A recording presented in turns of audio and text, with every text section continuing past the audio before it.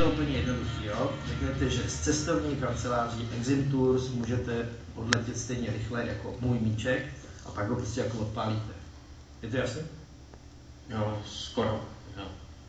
Takže můžu. Tak jo, tak pojedeme.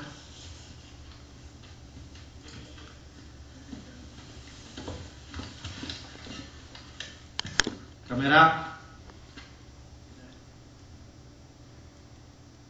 Exim Tours poprvé. Akce. Řekl jsem akce. Tak jedem. Už? No jasně, už. S létajícím míčkem, jak to bylo? Akce. Z cestovní kanceláří Exim Tours můžete odletět na dovolenou stejně rychle jako váš míček. Stop. Jako můj míček, jako váš, rozumíte? Můj míček. Můj? Váš, ano. Můj míček.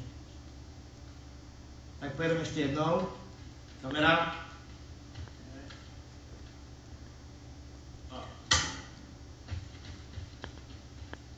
Akce. Z cestovní kanceláří Exim Tours odpálím na dovolenou ještě dál než svůj golfový míč.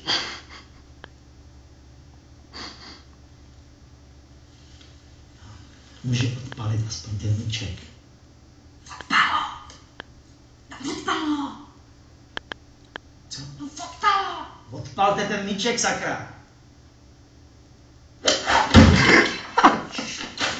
To je debil. To je debil.